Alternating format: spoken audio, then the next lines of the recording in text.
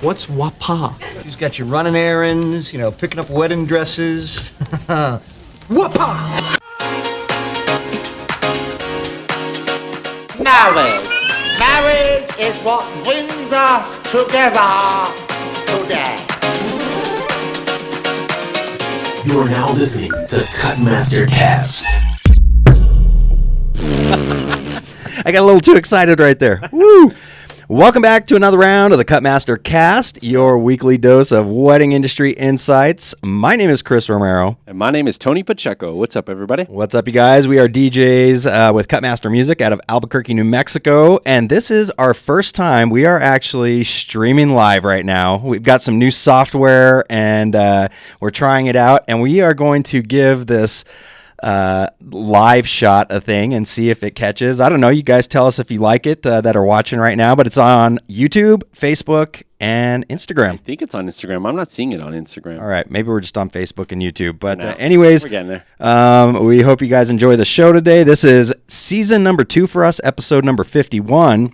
51, yep. Yep. And if you guys enjoy what you see, we'd love for you to share it out. So if you're watching right now, you think somebody might be interested, and go ahead and share this for us. And on this podcast, just to let you know, for those of you that are watching us live, we like to discuss our weekly events, wedding industry tips and hacks. And at the end of every episode, we take it back to the music, but we are not going to be taking it back to the music on the live stream because we will get punched in the face by the copyright the copyright peeps with YouTube and Facebook. So it happened to us so much on the Twitch streams when we were trying to DJ. We already know it's going to happen. It's happening. Right? So right. We there's still a lot of good content in these episodes. The music part, I feel like, is just a good way for us to still talk about music as DJs, and there's still going to be access to that part of the podcast, but you're going to have to listen to it on either Spotify or Apple Music, right? Because that's where we have the rights. But that's where we'll do it. That's right. We have rights there.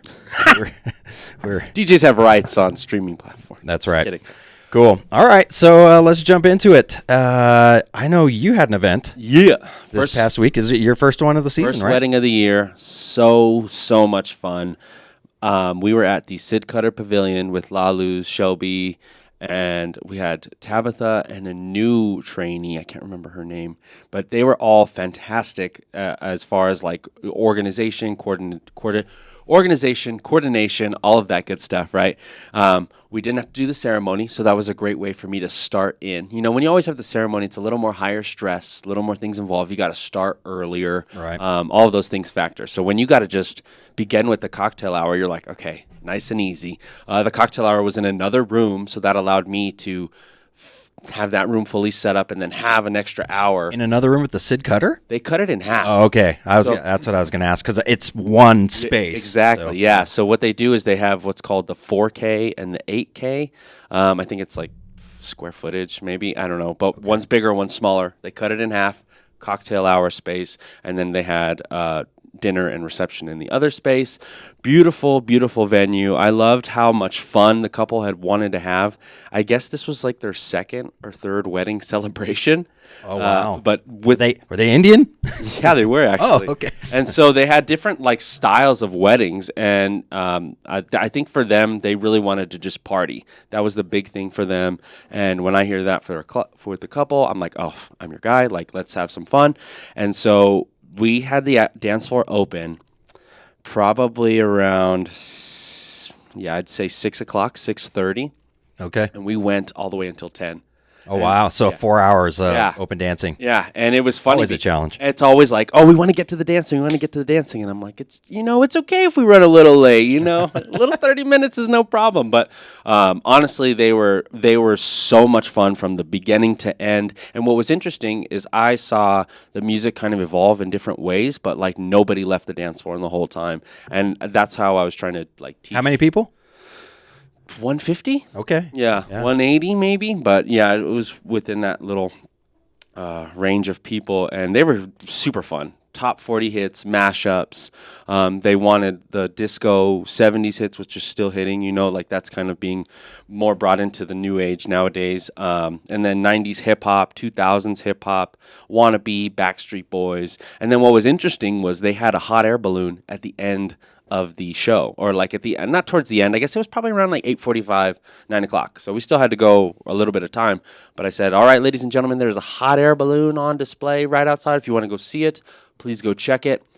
Mass exodus. Yeah, and I'm like, oh, Yeah. it's like like when you do a last call for alcohol. You know what I mean? You're still wanting to keep the party going, but everybody's flooding the other way. Yep. And so I used it as an opportunity to switch the gears completely and transition into Neon Moon, Brooks and Dunn, country music. Got grandma out there, got a gentleman who was in a cowboy hat. You can see people who go to weddings just for the country music. And we were able to still keep the dance floor with people. And then it was cold outside, so that worked out in my favor. I was like, okay, cool. It's cold. They have to come back in. And so they came back in. We were still with the country vibes, played like 2-3 of those, and it just turned into this really, really fun party throughout the whole night.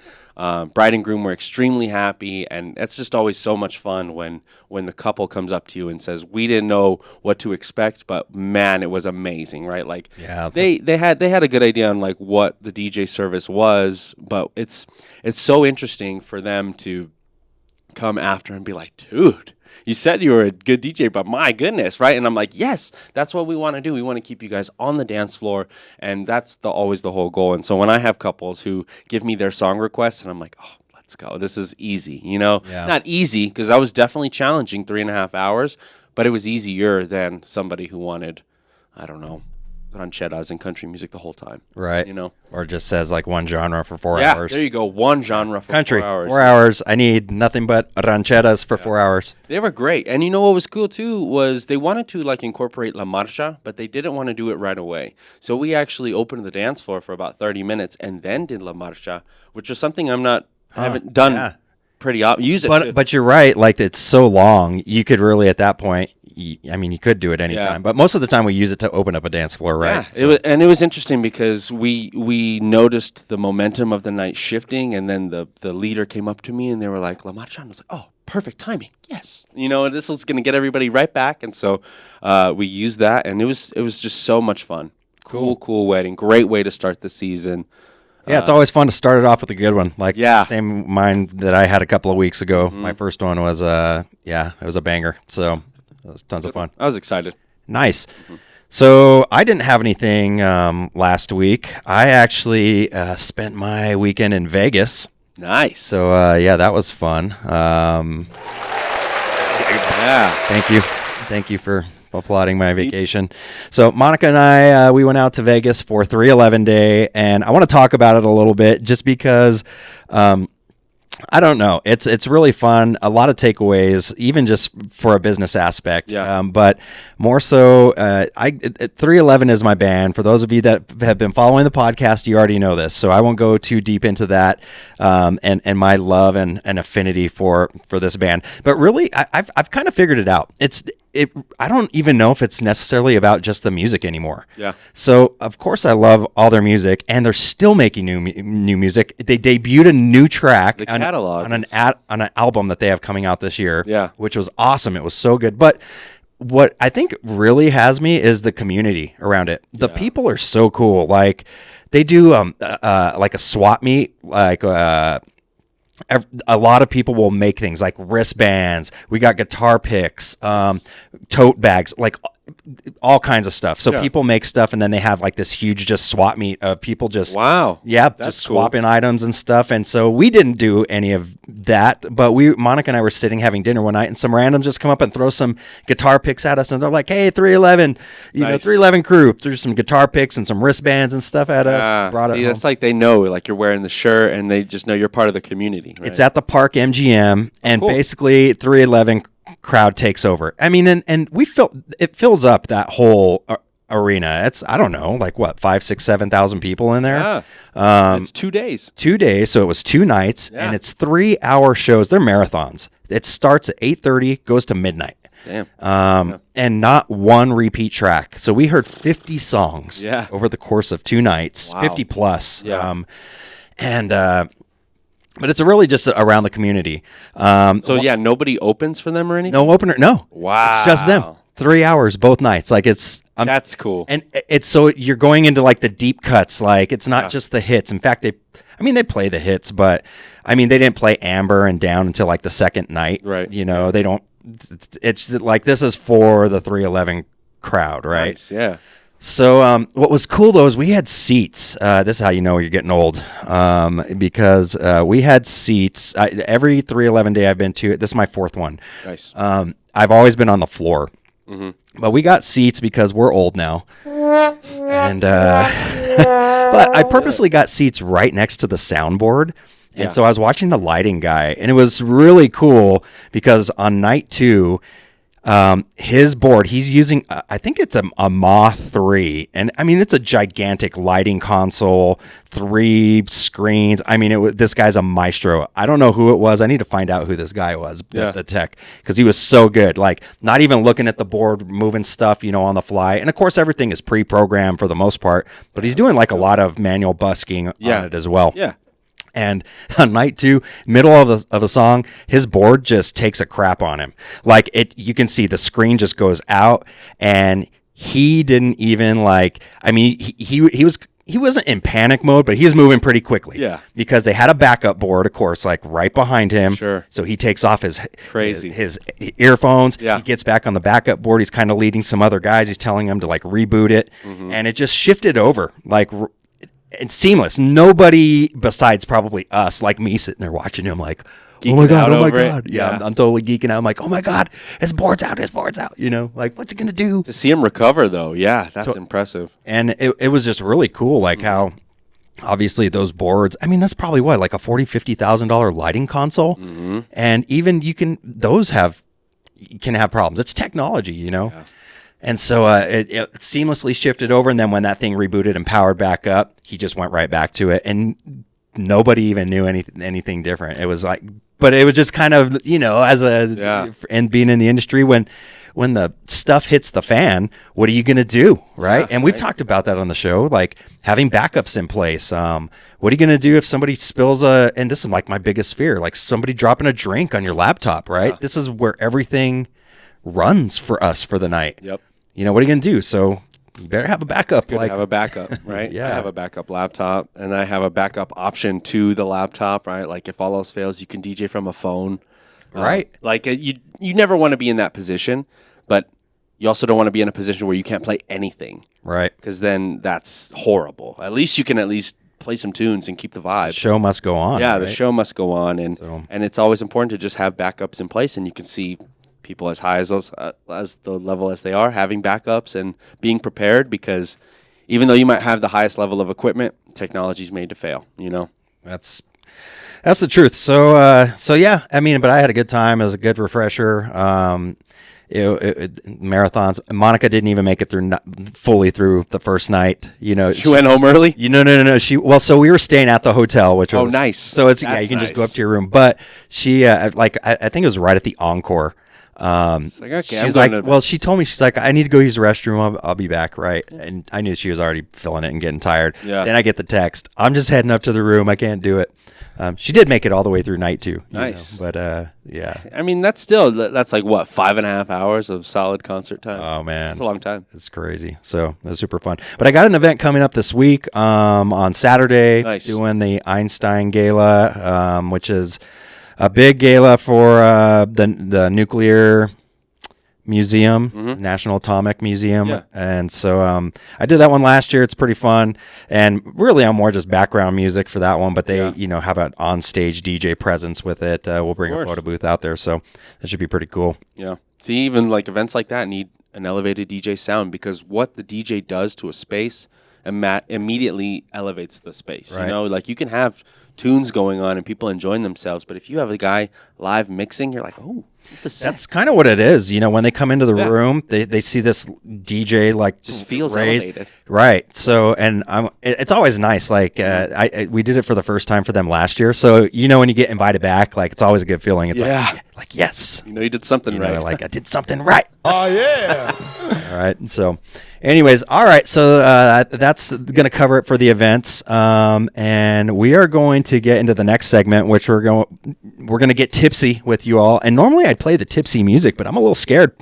We don't want to get wiped, guys. A little scared. We don't want to get this. We're just testing the waters, and we're making sure that we can keep this stream strong and not get wiped by something silly. You know in what? the song, you know? I just figured out. I know what we need to do. What? We're gonna have to beatbox it. Yeah. You got to sing it. Everybody in the club get tips. Here comes the 1 to the 3 to the 4. Everybody drunk out on the dance floor. That's all I know. Yeah. Okay. So But yeah, we'll have it better next time. we're gonna have to find a copyright free. What is it called? Like a Non-copyrighted song with a backbeat on it or something. exactly. Just so we can, and then we'll sing the song over it and see if you can guess actually what the song is. You know. That's not a bad idea. Oh my God. Okay, so we're going to do some timeline tips for you all today. And so this is, I think, geared more toward the wedding couple. All right. And this could actually be helpful, I think, for some vendors if you're looking for some, ways of creating a timeline. But I think this is more geared towards couples out there. So the first one that I've got 10 tips here for us to go through. And I think this would actually be cool. Like during the live stream, if we have some viewers out there right now, you can comment. So comment on the stream on Facebook, on Instagram and YouTube. I can see your comments here. And if you have some comments or you have some questions or some things you want to add to it, like we can make this like kind of like a live interactive deal with us. So feel free to put your comments in and I'll try to keep an eye on that and answer any questions. Or if you've got some tips too on the timeline, throw them in there. So the first one that I want to start off with is, I think when you're creating your timeline, this probably is the obvious, but you should probably start with the big moments. All right. So these are going to anchor your day. So your ceremony, cocktail hour, and reception. If you're doing multi-day events, like a lot of Indian or Eastern Indian weddings, then you're going to need to add those to the timeline as well. But the big portions of the actual wedding day, start there. Right. It's a great place to start because those are kind of your pillars in the day. And one thing that I notice here on our notes is that we have in number 5, prioritize your golden hour photos. And I think this is something you do want to think about in the earlier stages of your wedding day because the sunset can't be moved. And we'll talk about it a little bit more later. But making sure you understand where your dinner is going to fall and when the sunset is in that dinner time. Just trying to be mindful of those things because the last thing you want is, oh, my toasts are happening, but we've got to go to the sunset photos right now. And that can be a very common thing if you're not realizing you started your dinner at 6 and you should have started it at 6:30 or something. Right. Okay, so number 2, I think this is a big one. And it's really going to help you with everything, and that's consult with professionals. All right, your vendors, especially your photographer, DJ, wedding planner. If you have one, they can offer just their experience, invaluable advice with timing, and just like you were talking about with the lighting, meal service, keeping the party going, those things. Your DJ, for example, is going to be able. We give a lot of insight into the timeline when different ways of the formalities happening throughout an evening, and we get that question a lot. Like, should I do this at this time, or when should I do this, or when should we do that? And here's my thing: most of the time, there really is no wrong answer. And we'll get into that too, and personalizing this, but we can offer some little tidbits and tips. So for example, like if you're going to do both a dollar dance and La Marcha, I would suggest that you probably do your dollar dance first, right before La Marcha, and then it depends on what you're trying to accomplish. Most people want to get to the dancing and have a packed dance floor. So if that's what you're trying to accomplish, you don't do that by having your dollar dance and then going into open dancing, because the dollar dance does what? you have a line of people, and then you end up with just your bride and groom and maybe the best man, maid of honor out there. So you're actually you're doing the opposite. You're doing the opposite. You're getting rid of your dance floor. Yeah. You're going to end with nobody on the dance floor. So then on the converse of that, I would put La Marcha after that, because now we're asking everybody to come out to the dance floor, and you'll end with people dancing in the circle. For those of you out there that are watching us on live, La Marcha is a very New Mexican tradition. Almost every New Mexican wedding is going to have it. And basically, It's so I'm not going to explain it to you, but it's everybody in the room gets up with, their partner, and they do this long march and stuff, and they end up going through some different things, and they end up in a circle with the bride and groom dancing in the middle. Crowd and on the dance floor. And that's the perfect way to start your dance floor. You got everybody out there, you hit them with a banger, boom. Yep. And it's so much easier to dance on a dance floor versus being invited to a dance floor. People need to hear the correct song for them to go there. But if they're already there and something hits, they're a lot more likely to just kind of groove as opposed to like fully loving the song. So I think that's something to just be mindful of. And yeah, make sure you're consulting with the professionals, because yes, we've been through it in and out. We know exactly what to think about with timelines and how long certain toasts should be, or if you're going to be doing your grand intro, maybe it would be a smart idea to go into certain formalities, personalizing it. But we can give you that expertise. And if you find that maybe your planner does charge a premium or charges for the timeline, I would make sure you invest in that, because it's just so valuable to have an idea of what you want to do on that day, All right. Okay, so the next tip that we've got is to consider travel time. All right, so if you have multiple locations for your ceremony, the photos, the reception, factor that in for your guests and the wedding party. Yeah, so just helps you to avoid having to rush, and also make sure that people are there for key moments. Yeah, being mindful, setting aside those hour window times, like a lot of Catholic weddings, they get married in the church, right? Right. And so they do that, and then they'll have the cocktail and all these other things in different spaces. And I think that's super smartful and mindful. Smartful. That's so for those of you that are just tuning in, we have our own dictionary. Okay, we make up words, we combine words. Smartful is one of them. Smartful is one of those. It's smart and helpful. That's It's not bad. that's right. But just being mindful of that. I think that falls back to something we've talked about in the past, of thinking about the in-betweens, what that looks like, right? If they have to go from, like if you're at Hyatt Tamaya and your ceremony's up and you got to take the shuttle down, thinking about that. Maybe adding some kind of cool feature to the shuttles, like having a little JBL speaker in there to keep the vibe going, right? Like that just kind of popped into my head. Yeah. Thinking about those in-betweens, maybe having a light mocktail served while they go and drive down. Oh my God. You just came up we should offer like a mini DJ in the shuttle. Yeah, just option. like a party bus. Like how easy would that be with our stuff now? Like it would literally a wireless battery powered speaker, and it's a good idea.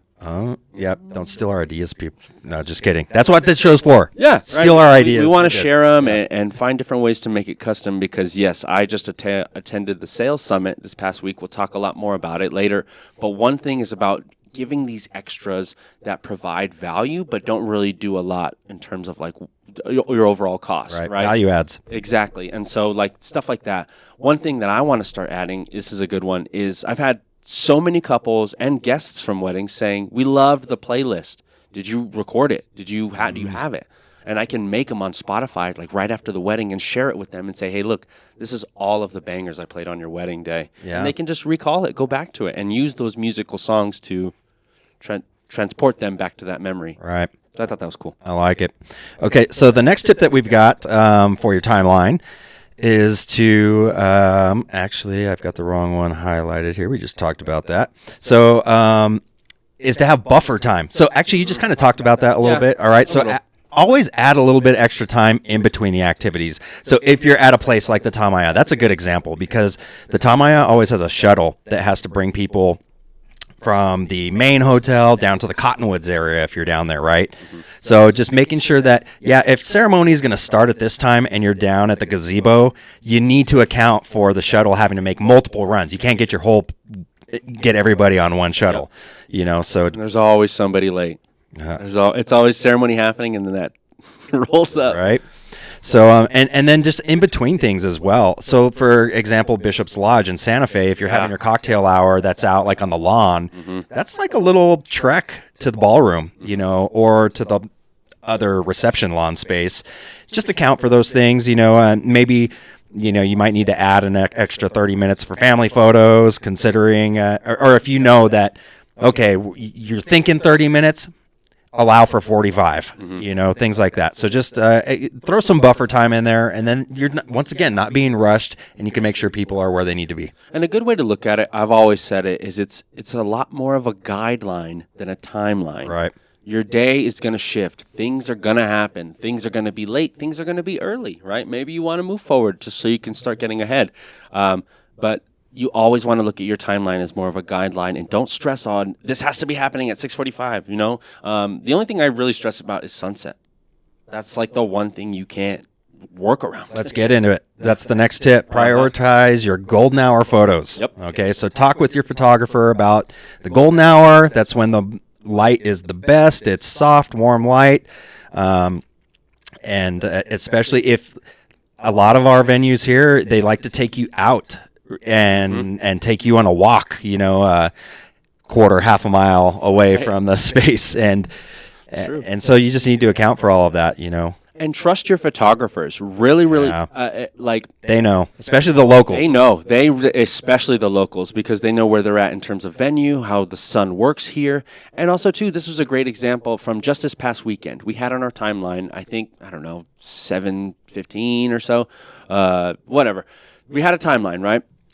They noticed the sun is shifting, and they were like, you know what, we're going to take them right now. I think we can get some really good stuff. And I saw them running out, and I was like, oh, my God, this is perfect time. And it was like 15 minutes, 20 minutes early, right? But they made that executive call, and we were like, that's fine. Go ahead and take them. We're working. We're chilling.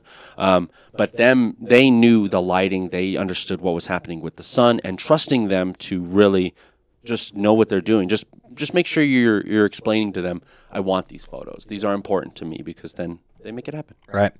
Okay, next tip, personalize your timeline. So we were talking about this a little bit earlier. Make your wedding reflect your personal preferences. If you love to dance, allocate more time to dancing, right? If you like more food and conversation, make sure you can feel free to give yourself an extra 15 minutes to a half hour for the dinner. Yeah. Just depends on where you're at and what your priorities are, We've seen examples where couples want to make sure they hit every table and talk to them, right? And so that's going to be a longer dinner time. We'll talk about that in the planning meetings. But if they can understand that and be okay with the extension of that time, then that's okay, because that's what's important to you. It was a very cultural thing for them to go and play games, take shots, say what's up to each table. There's like 15 tables, but they got to do it. It's part of their culture. So they allocated the time. I mean, I always tell our couples, when you're thinking of your wedding, make it yours. Like, make it unique, right? Like, there's no wrong way to do it. Do the things that, feel free to take chances and go outside of the box. And the same thing with creating your timeline. Feel free to get, to take some chances with it. And I'm going to save that. We're going to talk a little bit more about that here in just a minute. The next tip, number 7, is keeping your guests informed. Okay, so once your timeline's set, communication is key to your guests, especially if you've got gaps in the day. Like a simple program, I've been seeing this a little bit. It seems more often where basically there's like a little program at the table. Nice. Maybe on one side of it is like your food options or the menu, and then on the other side is like the timeline. Kind of the letting people know what's going to happen throughout the day. Of events. And I kind of like that too, because it just depends on the length of time for different things, but it sets the expectation for the night, right? Like, hey, we know you guys want to dance, but we have a lot of stuff that we're going to do that we want to do that's important to us, maybe formalities. Yeah. The dancing's going to start at 9:00. Just be ready for it, right? Exactly. That sort of thing. So I kind of like that, especially if you are going to start dancing a little bit later, or if you've got other things. If you have, honestly, like a traditional New Mexican wedding, the formalities can take a long time. They can. First dance, mother-son, father-daughter, La Marcha, dollar dance. Like all of those things add up. Anniversary dance, gonna play the shoe game, whatever. Hour later, but people do want to do all those things. So if you let people know that, okay, we're going to do all these things, but we will be dancing by 8:30, then they're less likely to leave. Right. Because then they know what's going to be happening. Another thing on the flip side of it is, I've seen this a lot, is couples will tell their guests their ceremony's starting 30 minutes earlier.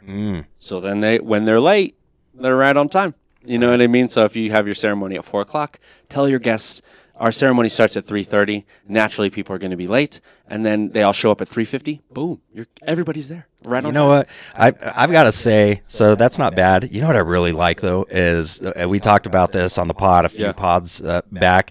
Is this trend of doing a cocktail? What is it? It's kind of like mixer. It's like a mixer cocktail hour before the ceremony. Mm-hmm. For Love that reason. Idea. Exactly. That's the perfect. So that's a new way to elevate it. Instead of just saying show up, have some cocktails, have some experience, so they can actually enjoy themselves beforehand, and then go to the ceremony. And you make sure all your peeps are there. Yeah, exactly. That's, I think, a big thing that you're talking about there. Okay, number 8, plan for meals and breaks. All right, so ensure that your timeline includes, meals for your wedding party and any vendors that are going to be with you. And I want to talk a little bit about that because the vendor meals and eating as vendors is super controversial, especially in the DJ world. All right, so in New Mexico, I would bet that 9 times out of 10 they are feeding their vendors, and it's more of a I think a cultural thing where you're inviting everybody that's there to be a part of these two families coming together. There's like a lot of unity involved and community, and you're bringing two families together, and it's kind of like I'm inviting you into my house, you need to eat, right? Yeah. And it's almost sometimes seen as like offensive if you don't. Okay, well, they paid a bunch of money for those plates. Right. So here's my thing. I don't know how we make a movement for this, but I truly believe that if you are feeding your vendors, the ones that are there at the reception need to eat early. I'm not saying they need to eat first, okay? Bride and groom, wedding party, go ahead. But you know what? In the first wave of people, feed your vendors. Yeah. And this is why. It's not because we're hungry and we need to be fed and it's been a long day. It has nothing to do with that. For us, it's about us honestly being ready and prepared to do the next things that we need to do for you. We're not there to just enjoy a meal. We're actually being there. So if that's what our meal time is, we want to be as efficient as we can so that when the next event comes, we're ready for it. We're not, I'm trying to finish my meal, right? It's so much easier. And that's really what happens here. So if you don't feed your vendors right away and you wait, and a lot of times this isn't even like the planner or the couple's fault. One's fault. But what venues, at least out here, tend to do is they default to vendors need to eat last. Yeah. And literally, it's at the very end. And then what happens every single time? Just what you said. They feed us at the very end, and everybody's eaten, especially the bride and groom. They ate already an hour ago, and now they're ready. It's time for toast. And now you're pouring champagne, and it's time for toast, and you just gave your vendors the meal. And it's like, yeah, here we are. We're trying to get whatever we can. We can't even enjoy it. Yeah. It's probably not hot, and honestly, I don't even care. I'm just trying to get a little bit of food. And food for all your vendors, especially the DJs. Yeah, it makes for good mojo on your dance floor. You don't want hangry DJs. No, you DJing don't. Your party, right? You definitely don't. Now, that's not on you, but I'm just saying, if you are feeding your vendors, and that's the expectation going into it, that we're being fed, you should probably feed them early. Do it early. Yeah, and I think if anybody needs to be fed early, it's the photographer. Like if you need to prioritize anybody, it's them because they've been with you pretty much all day. The DJ's been there as long as well, but I think that because they need to get back to it. They need to get back to shooting, and of course they need a break, but all of us just want to be ready to do the next thing. That's exactly it. So, in all honesty, I want to DJ during dinner. And so I know we're going to get flack from DJs out there that are like, you shouldn't be eating. You should be DJing during dinner. The thing is if we are able to eat, I don't take a lot of time. Like, honestly, I'm not sitting there chumming it up with everybody. Yeah. I'm just grabbing a quick, I can eat without breathing, okay? Yeah. I can inhale food. Literally, I can be done with my plate and everything, a full plate, in 5 minutes. That's good. One song. Yeah. One song tops, and I want to get back to behind the deck so I can actually DJ during dinner because I get a lot of information during DJing during dinner. Totally. For the rest of the night. So I want to get back to work. Yeah, I feel you. I mean, I've always been an advocate for that. I feel like I'm on that other end. We've always understood that we agree to disagree at this point. But that's just how it is. And each DJ is different. And like for me, I just think go ahead and have some food. If they want to feed you, have the food right there and eat while you can. I've learned to bring a piece of Tupperware. I'll take a few bites because of who I am. I'm not saying everybody needs to do this. I'm a weirdo when it comes to eating. I take a couple bites. I'm good because my brain is in the momentum of the day. And then at the end of the night, I'm starving. I'm dying. I need something. And so I've learned, take a piece of Tupperware, take the bites that you need, put it in your Tupperware, and then sometimes I'll eat it cold if I'm absolutely dying. If I'm cruising from La Fonda back Eating home. cold salmon. All sad, just cruising home. But I'm hungry. Or you just take it home and warm it up. But this is, again, you agree to disagree. It doesn't really matter. As long as you're there delivering for your couples, make sure you're on point, right? I bring granola bars, all the different things. But if you are feeding your vendors, make sure you're feeding them accordingly. Right. Okay, I've got one more tip. This last one. When it comes to your timeline, have fun with it. Yeah. We said this a little bit earlier, wanted to dive a little bit deeper into it now. Try to find ways to create the wow moments, right?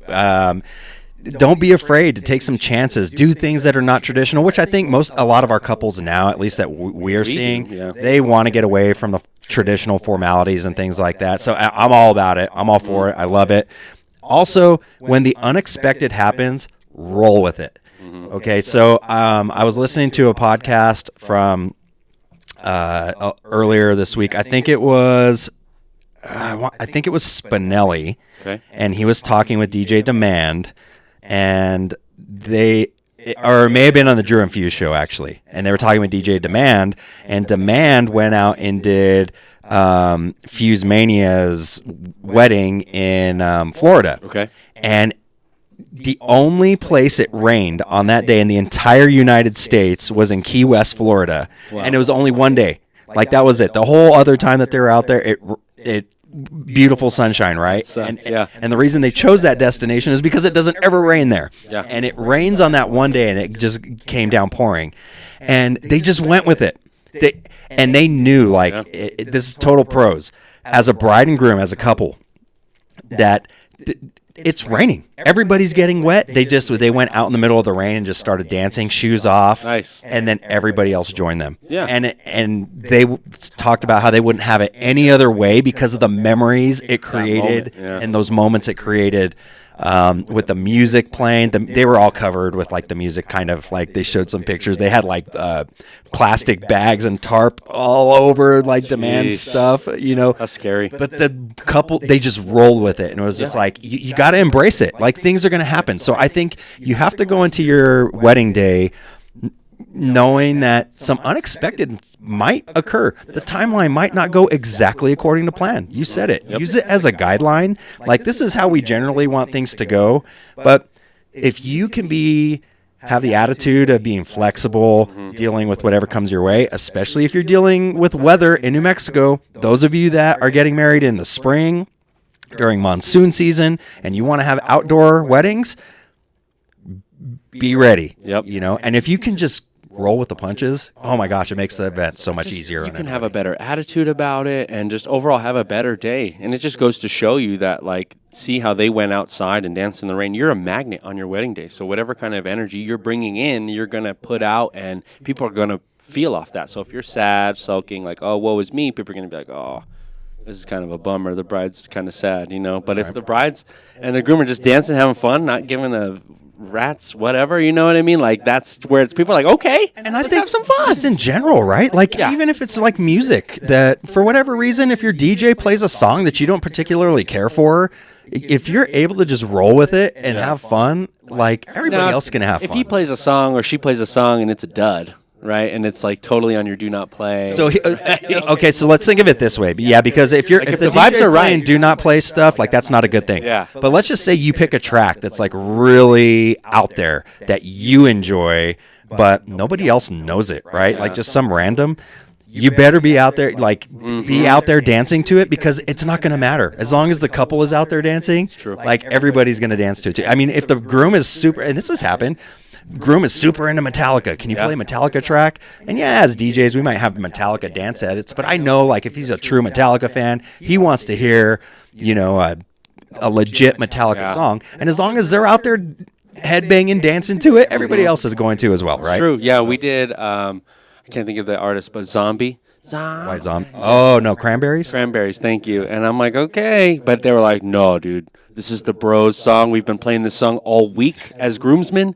This is our anthem right now. And I was like, I got you. And so I played it, and sure enough, the whole place erupted because this circle of 6 dudes were going crazy. Right. And so It's all anthemy. yeah, Zombie.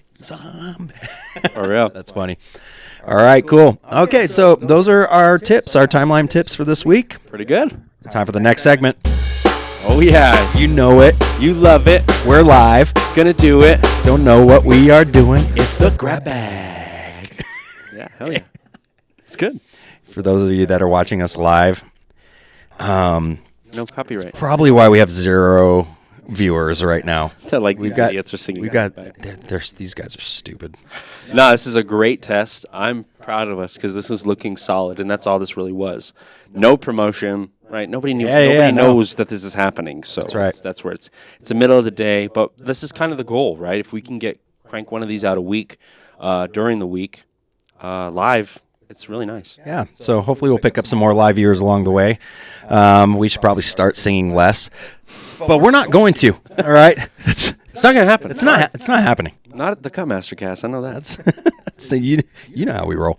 Okay, so we're gonna do the grab bag, and what the grab bag is we go to the internets, in this case mostly the TikToks, and I've got a few of them here today that we're going to play. You won't be able to see this live, but you can hear it, and we're gonna discuss it. All right. So this first one is a bride talking about how she found her her vendors, and what the cost was. Okay. So this is an interesting one.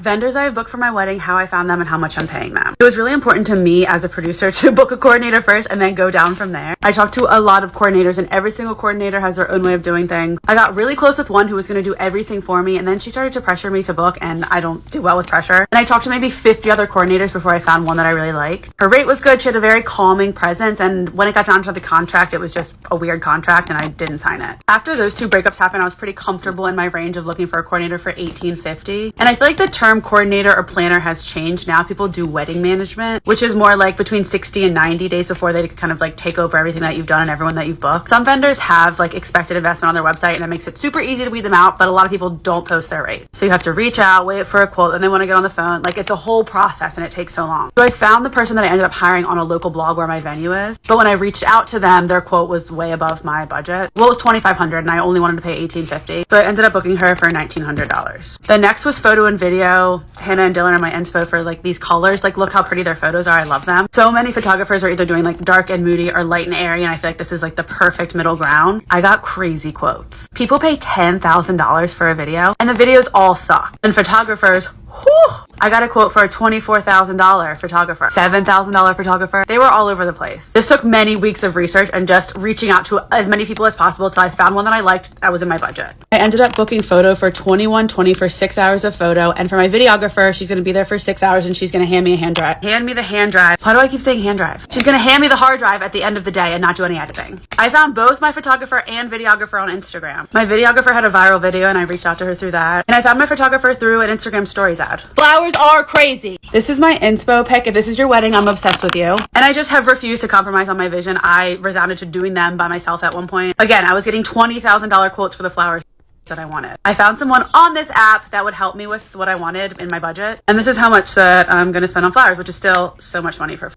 So it was like $3,687 on flowers. So she spent $3,687 on flowers, $2,000 on photographer, $2,000 on video. So she's $7K in right now. $7K in, and she didn't even talk about like the entertainment. What about the planner? Did you say the planner? She did. She did. It's like 19. Oh yeah, it was something like that, right? Like, because she went through a few different planners. Yeah. So That was weird too. She was like, I loved it connected. It was really interesting, right? Like Contract got her. this bride, like, yeah, like she'd be interesting to work with and deal with, right? Yeah. But see, it just goes to show you there's levels to these sales, right? You can have an amazing meeting, but if your contract isn't looking right, you lose the sale. Well, and so she's interesting. There's a lot of different things here going on, right? So there's like that. Right. There's the whole where she found them. So the one she ended up booking, she found on Instagram and was it TikTok? No, it was an Instagram ad on stories. So Interesting. That's where they're looking. They're looking where their eyes are. They're going to TikTok. They're going to Instagram. That's where she didn't even mention websites. No. Websites establish credibility. You need to have a website for sure, but they're not finding you that way. No. They're finding you naturally. People don't want to be sold. I'm noticing that, especially for Gen Z.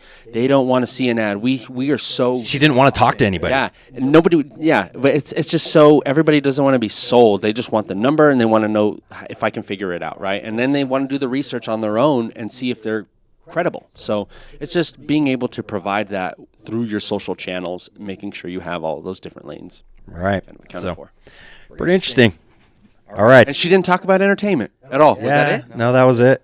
That was 2 minutes. That's how long that one was. But so, okay. So this next one, I think she might be a planner, is talking about head count for the venue and the importance of that. So this is a good one.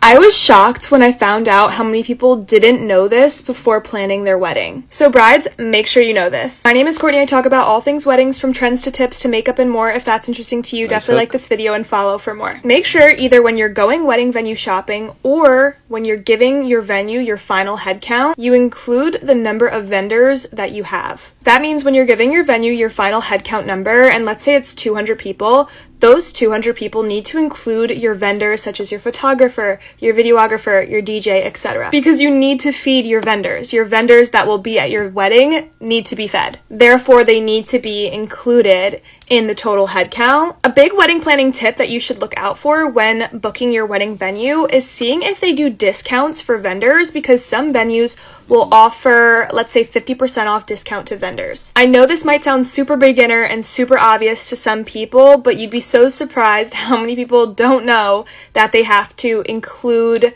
their vendors in their overall guest count and feed them. Also, for whatever off chance you plan on not feeding your vendors, which in my opinion would be really bizarre, you should tell them so they don't starve.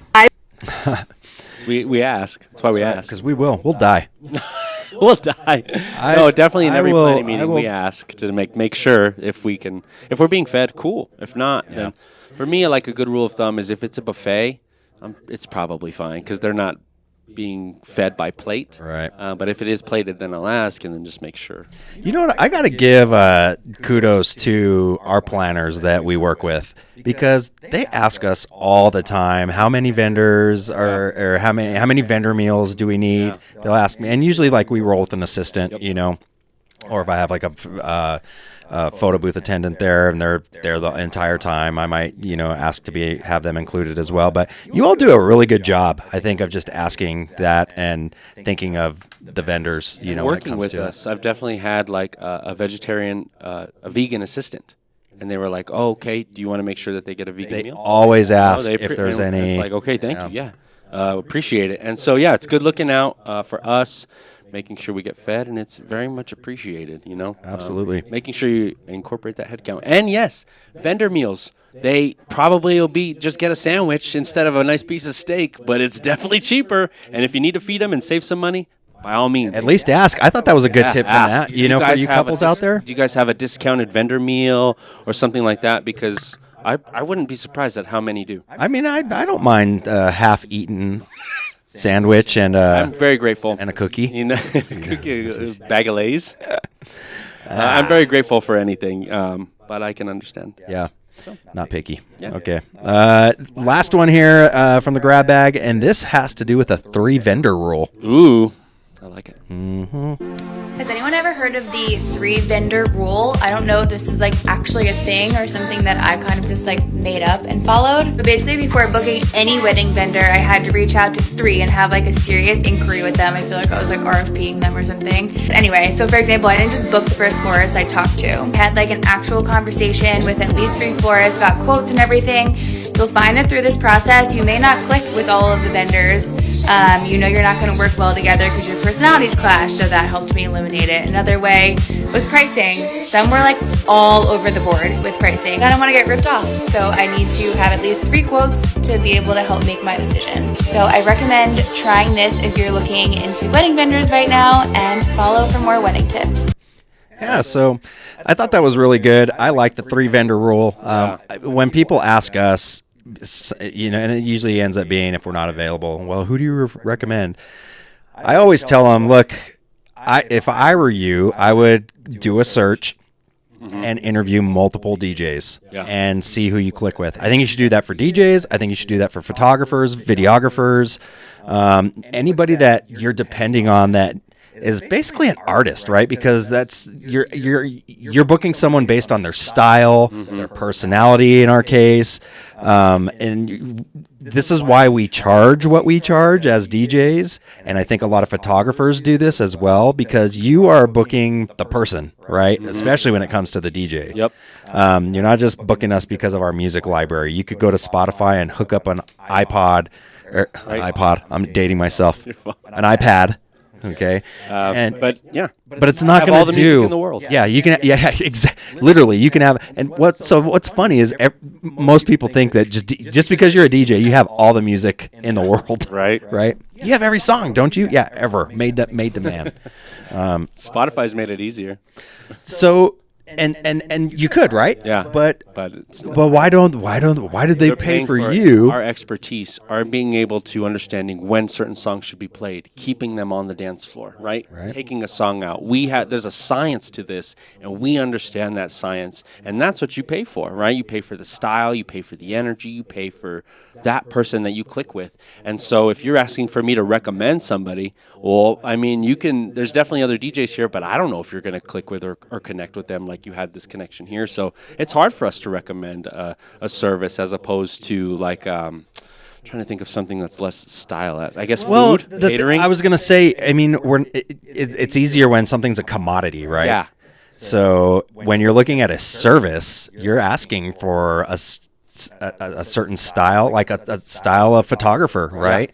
Yeah. Like the previous one was saying, a lot of them are either light and bright or dark and moody, right?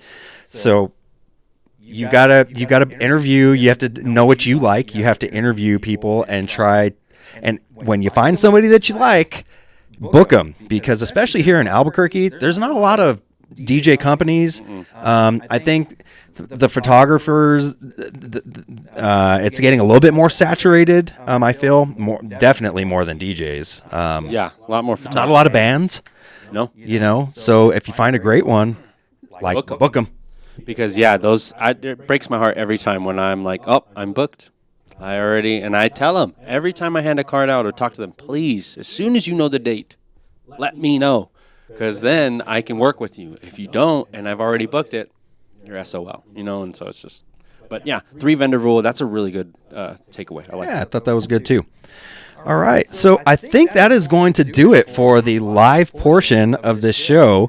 We are actually going to continue on, but to hear the rest of it, you're going to have to listen to this on Spotify, because we are going to take it back to the music. Do you think we'll get... We'll get nailed for this? If they nail us, the episode's over, so haha. Because where we're going, we don't need Facebook. All right. We take it back to the music in these parts, and it's so fun because we just dissect songs. We do a bunch of different things. Today we're doing How Old Is It? Where we go back and see how old the song is. We're going back to, I don't even want to talk about it. You guys can find out. That's right. On Spotify. So we are going to peace out on the live portion of this. Thank you guys, all 2 of you that watched us today. We appreciate you It's too. a good test, honestly. This is a very successful test in my opinion. I thought so too. So we will start giving you a heads up. And actually, this is going to be saved on here. So if you're seeing this later on, Tony and I we're gonna work on trying to get a set schedule if we can. I know this would probably work out better if it was live and weekly. Right, and weekly at the same time. We just record it when we can, right? But I think we can do something, or even if we promote it a week in advance. This week it's here. Right, it's there. We can figure. That's a good idea. Things I do. So thank you all for joining us. We're ending the broadcast now. Have a good week. We'll see you Later.